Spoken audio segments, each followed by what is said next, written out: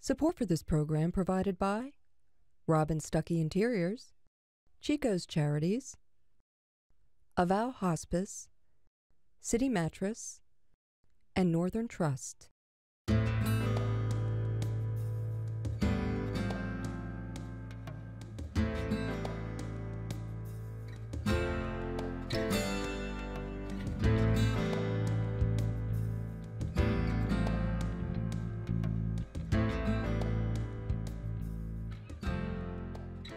This is a special edition of Connect, Crisis in Paradise, feeding the new hungry. Thank you for joining us. I'm Jim McLaughlin. I'm here at the Harry Chapin Food Bank in Fort Myers to talk about a disaster that has devastated Southwest Florida, an economic disaster that has left thousands living on the edge, many going hungry. This economic crisis has hit everyone from blue-collar workers to professionals, from children to seniors.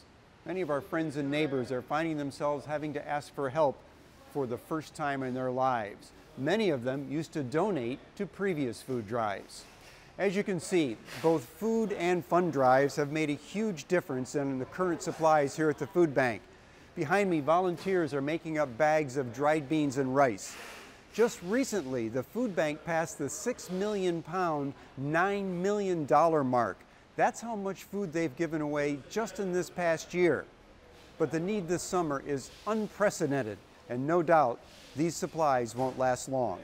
During the next half hour, we're going to introduce you to some of the people struggling to survive during these difficult times. And we'll meet some of the volunteers and agencies who themselves are struggling to help those in need. We'll let you know both where you can find help and how you can get involved to make a difference. Because only by pulling together as a community can we help end this crisis in paradise.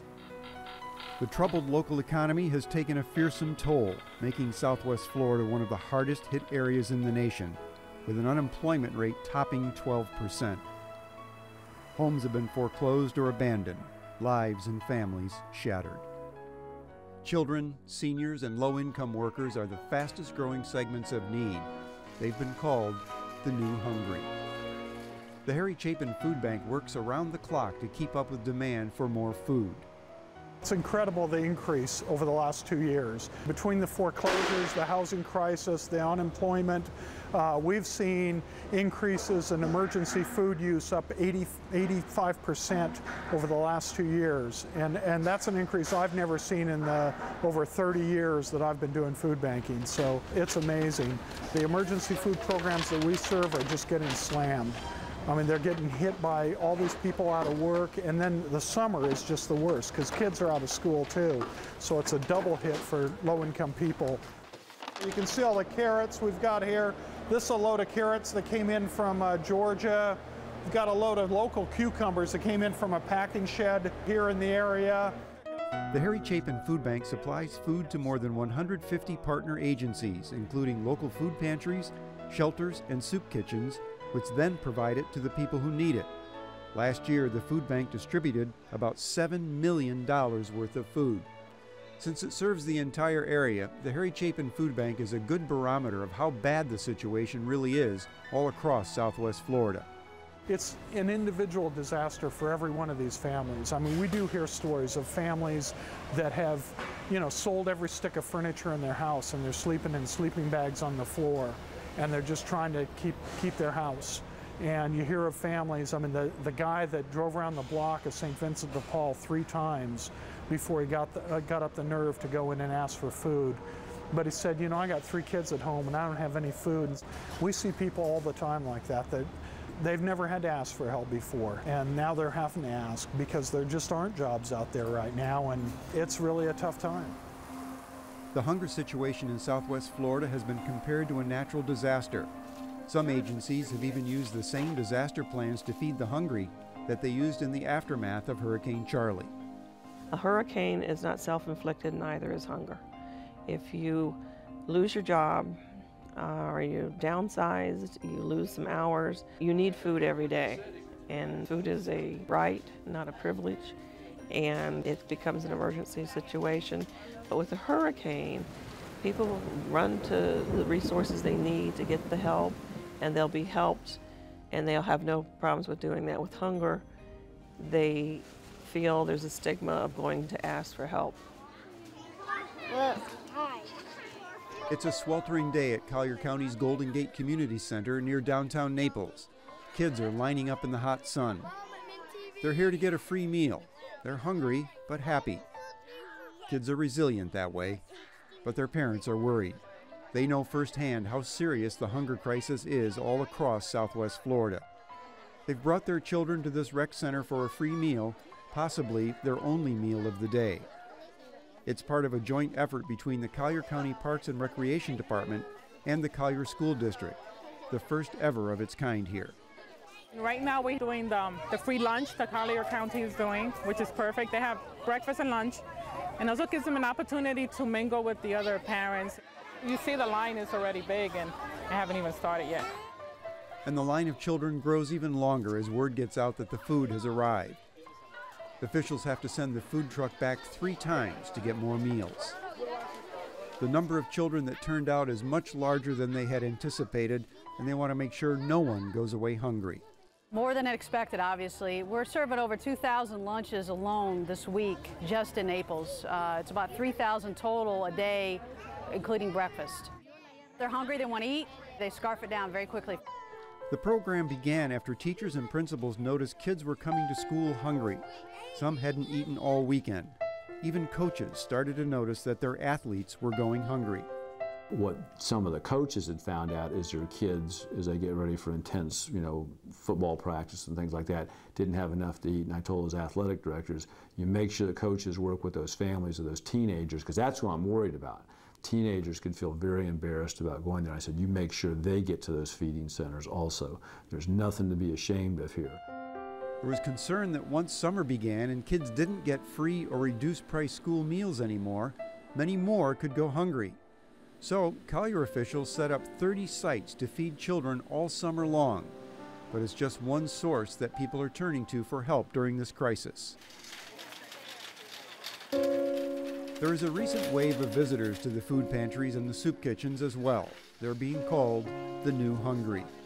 They're mom and pop shop owners, business professionals, construction workers, people who were doing well just 3 years ago, but now can't make ends meet. Most have never asked for help before. I've been out of work for about 8 months now. For me, this is very hard for me to come down and ask somebody else for food and so forth. It's almost, scary. I didn't think I would come to this point in my life. I'm 44 and pretty been self-proficient until the economy went downhill. Work is very scarce. I have like a small job in Cape Coral, and I'm painting a house, actually painting an exterior house for $300 cash, and that's it. And my food, I have my car is breaking down, my rent is due. Times are hard, really, really hard. Nobody wants to come and get food, but at this time, it seems like a necessity that we have to. We don't have any choice with the way things have turned out. I mean, my checks are strictly going straight towards the bills, and when it comes to the food, it's almost, obsolete, but, we have to survive and we have to pay our bills or else they'll shut our power off, and this puts a big fulfillment in our pantry. Right now, it's running pretty slim. I used to volunteer places, and now once in a while I have to go to those places and say, I need some help too, and I promise when I get money, I'll pay it off. Each family will get 1 bag here, along with the frozen food or cold food. At Cypress Lake Presbyterian Church at Fort Myers, volunteers have heard the stories again and again. Cypress Lake has partnered with 9 other churches to feed the hungry through a joint food pantry, and it's been busy. Just from January to June, visitors to the pantry have doubled. It's across the board. We've had families come in here that have lost everything, and we've had a husband and a wife and 2 or 3 children living homeless in a car. 4 years ago, it was somebody maybe down on their luck or a homeless person. The need now, we're seeing folks who are coming in with $300,000, $400,000, $500,000 homes that are losing them and are now becoming homeless. We're seeing people drive in Cadillacs and Hummers who are about to go bankrupt and their lives are collapsing. The need has just grown exponentially. So it's all across the spectrum. It's across all racial spectrums. It's not reserved to the Hispanic community or to the African American community or to the white community. It is across the board. Nor does this hunger crisis respect age. Seniors have been hit hard and represent one of the fastest growing segments of the new hungry. Many have lost much of their retirement in the stock market at a time when food and gas prices, and just about everything else, are going up. An average $1,000 a month Social Security check just doesn't make it very far anymore. I think our seniors are in a desperate plot because they don't have advocates where the children have parents that will go out and say, my kids are hungry, and the working poor have their own voices saying, we're hungry, we need more. Our seniors are in their houses, are in these retirement communities, and there's nobody to reach out for them. Last call for coffee. Last call for coffee, all you caffeine babies. Let's go. At the Senior Friendship Center in Lehigh Acres, residents gather for both food and fellowship. Many come from what has been called the greatest generation, so you don't hear much complaining about the economy, just reflections about how much they've been blessed. 96-year-old Ernest Birmingham and his wife of 69 years, Luella, say they've been impacted by the economy, but they're grateful for what they have. I see quite a bit of difference, especially when I go to the grocery store. The prices have increased tremendously, and we used to live in a different facility, and it was much more expensive than living here. But we enjoy it here. Many are asking for food assistance for the first time. In fact, the requests for help at the senior centers are up 130% from last year, and there's still a waiting list. New clients, we're calling them the new hungry, people who used to be able to afford to go a whole month on their retirement pensions now can't. So they're seeking us out to try to get that one meal so they can afford the breakfast and dinner at home. Hey, Punky, who's at our house? Can you give Mama a kiss? Betty Thomas has lived in Southwest Florida for almost a decade. She's seen a lot of changes in her pocketbook lately. I've seen so many more people come to the dinner place than ever before. It seems as though we can't quite meet our living expenses plus the food too. A lot of our residents don't have family members that could care for them. And through the organizations like this one, they do provide services to help the seniors stay here in our community and help them fulfill the need that they have. Dozens of great nonprofit organizations all across Southwest Florida are working to meet the needs of our friends and neighbors, and almost all of them are staffed in some way by volunteers. We're here at the Cafe of Life in Bonita Springs. Every weekday they give away canned goods, clothes, even hot lunches to anybody who comes to the park. As you can see behind me, they've already started serving lunch. The line's getting longer as we stand here. People actually started lining up more than an hour before the cafe even opened.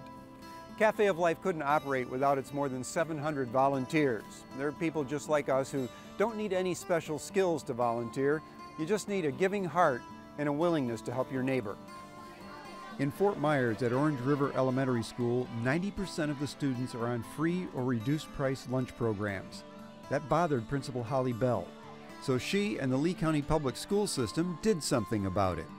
Bell says she knew the problem was bad when the kids started asking for food instead of toys from Santa. Somebody was going to buy you something very little for Christmas. What would you like? And they said food. So that was, took our breath away. And I said, but, if we took care of that, would you just tell me a little something like we can't afford bikes or computers? And they said, really just food, Miss Bell. Concerned that the kids would go hungry when school was out, she spearheaded a summer feeding program in cooperation with the Salvation Army, Community Cooperative Ministries, and the Harry Chapin Food Bank. All the volunteers today helping us, it's just the most exciting day for me. It's just a dream come true. But even with all the support on this day, they can always use more volunteers for the future. I would encourage anyone who's interested in volunteering to absolutely get involved and roll your sleeves up and get out here and work. It is so rewarding. They can help us as we serve pre-prepared meals from the canteen. It can help CCMI doing some distribution from their pantry, and just help the families in general.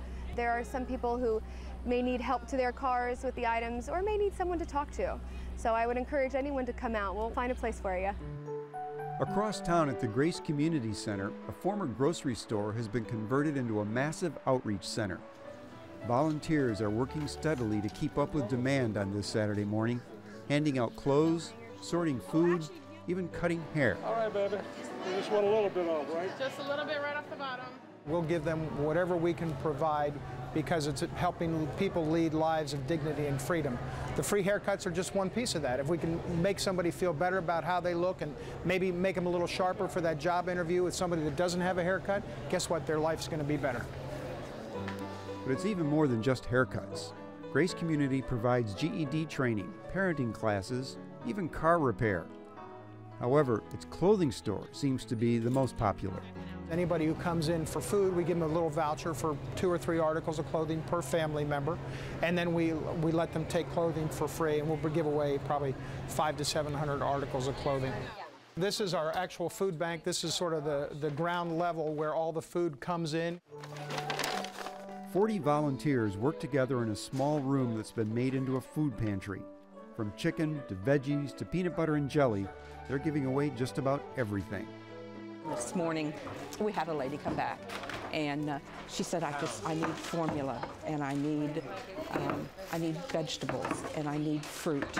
And I said, tell me what you need. And we packed up a 30-pound bag of baby stuff to give to her. And, you know, the relief look on her face was just fantastic. It was, it was enough to make you really know what you're doing is right. Volunteers of all ages are critical in keeping this large center going. Those that come in for help also encourage others to volunteer. I think they should volunteer because it not only uplifts the community, it uplifts their soul. And I believe in a forgiving universe. Whatever you put out comes back tenfold.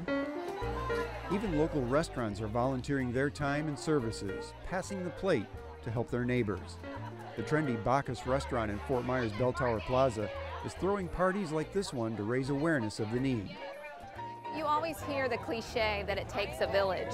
So an event like this really personifies that, because I always say if it takes a village, then the villagers have to be educated and they have to be inspired to help solve a problem. So an event like this just raises awareness. You get a group of people together, they become more aware about what the issue is surrounding hunger, and once you engage them, they're willing to step up and help. Once people in our community know that their people, their neighbors are hungry, they're really willing to come around you and help solve the problem. Combating hunger isn't limited to people. Some agencies have been struggling to figure out how to feed homeless pets.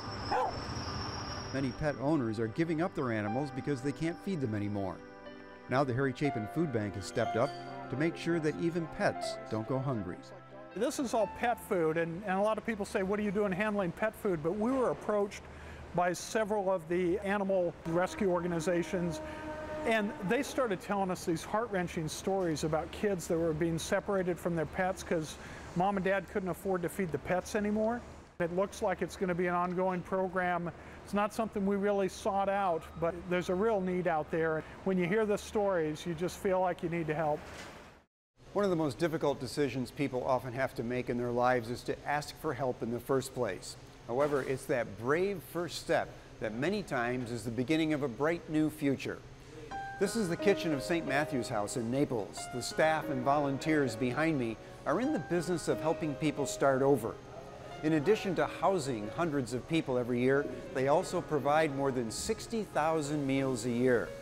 And even though more and more people are asking for help than ever before, the doors of St. Matthew's House, like the doors of many other agencies across our area, are always open. Well, here's my room. I can show you where I stay with my kids. I sleep here.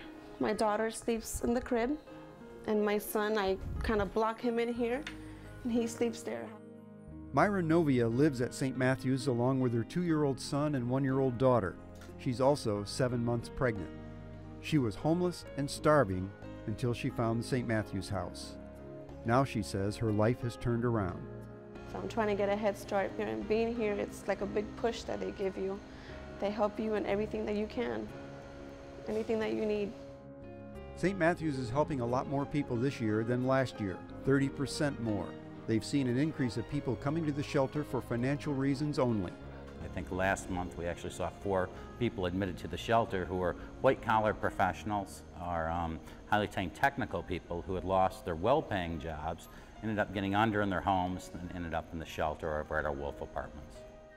St. Matthew's hopes that hearing this will help more people see that they're not alone and that they'll feel more comfortable seeking help like Myra did. Just don't be afraid. If you really need to come here, go ahead and come here. You're going to get all the help you can. If they can't give it to you, they'll refer you to someone that could give it to you. So you will get out of this and you will make it through. She's not alone in offering that advice. You did not put this economy into the downturn that it's in, but you need help to get out of it, and the only way you're going to help is if your kids are fed, and if at least you know that you go to sleep at night, your kids aren't hungry, you're not hungry, and there's absolutely no reason not to ask for help, because it's there, and people are more than willing to help. So just ask. If you don't know where to get help, go to any shelter, soup kitchen, or food pantry in any of our 5 counties. If they can't help you, they'll find someone who can. And if you live in Lee, Charlotte, Hendry, or Glades counties, dial 211. It's staffed by United Way, and they'll tell you where you can get help for just about anything. All across our area, young and old alike are doing whatever they can to help with this desperate situation. I'm at Pelican Marsh Elementary School in Naples, where students and parents organized a food drive that will feed thousands of their neighbors, kids just like them, who are spending the summer vacation wondering where their next meal is coming from. I think our students need to realize that there is a whole world out there they may not be familiar with that don't have enough food to eat. I came here to help kids who are hungry. I just think they should have food, and I feel really sad for them. I think it's very important that we just teach more than the academic side, but we want to develop a social consciousness at our school. As we discussed earlier in this program, children have been hit especially hard by the economic slump. But kids these days aren't content to just sit back and complain. Like their adult counterparts, many youngsters have stepped up to give their friends and neighbors a hand. At Pelican Marsh Elementary School in Naples, some 140 students fill food packages for hungry local kids to take home during summer feeding programs. It's part of an international food relief effort called Kids Against Hunger that has sprung up across Southwest Florida in response to the crisis. Our 3rd grade students will be producing bags of ready-made food to distribute to needy families in Clarke County. Last year we started this program and we put together 16,000 bags of food for distribution to these families. Local businessman and dad Steve Popper launched Kids Against Hunger at the school his 3 children attend just because he saw a need. In Collier County school systems, 52% of all the kids are on a subsidized breakfast and lunch program. So unfortunately, some of the kids that are working today are actually some of the recipients of our food as well. Popper says Kids Against Hunger does more than just feed the hungry at an extraordinary 14 cents per meal. It also helps bridge the generation gap. It's a great program where we've literally had kids from 3 years old to people all the way into their 90s participate. And to me, it's a nice thing to be able to have the kids participate. There's very few volunteer opportunities that young kids can participate as an equal to an adult. And Kids Against Hunger certainly satisfies that. I think it was really surprising to me to hear how many students at our school needed this help and support. I've been aware of this program throughout the county for a while because Stephen Popper is a parent at this school. But to know that our kids can actually have a hand in it, helping other fellow students, I think is really extraordinary for the 3rd graders. A biblical verse says, "A little child will lead them," and it just might be that it is our children who will eventually help lead us out of this crisis. I think this is the hope for the future. If we have children who can get involved in an event like this, they are going to be the best voices to go around and let their parents know about the need. We just can't say enough about how wonderful it is to see the children be involved in putting the packages of food together that may even be going to serve their own classmates. Pelican Marsh Principal James Gasparino wants the youngsters to take from this a sense of giving back to the community.